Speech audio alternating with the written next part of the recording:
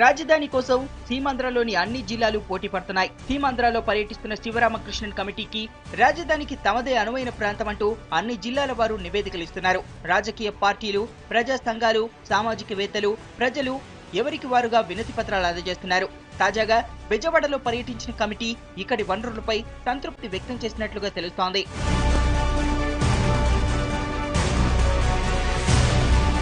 కృష్ణానది ఒడ్డున ఉన్న విజయవాడ నగరం ఆంధ్రప్రదేశ్కు పొలిటికల్ రాజధాని.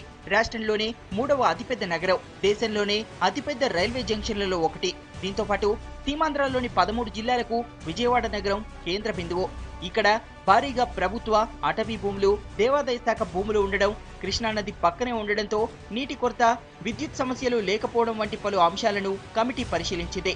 అలాగే మిగతా ప్రాంతాల నుంచి నగరానికి కనెక్టివిటీ కోసం పలు జాతీయ రహదారులు జిల్లాలో ఉండడం కూడా విజయవాడకు ప్లస్ పాయింట్. అంతర్జాతీయ విమానాశ్రయాన్ని ఏర్పాటు చేసేందుకు 1000 ఎకరాల భూమి అందుబాటులో ఉంది.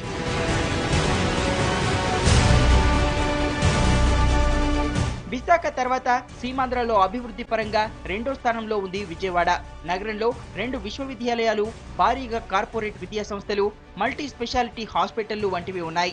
ఇలా ఏ రకంగా చూసినా మిగతా ప్రాంతాలతో పోలిస్తే బెజవాడ రాజధానికి అనువైన ప్రాంతమనే ప్రచారం జోరుగా సాగుతోంది. దీంతో శివరామకృష్ణన్ కమిటీ కూడా బెజవాడకు సంబంధించిన పూర్తి సమాచారాన్ని తీసుకుని పరిశీలిస్తోంది.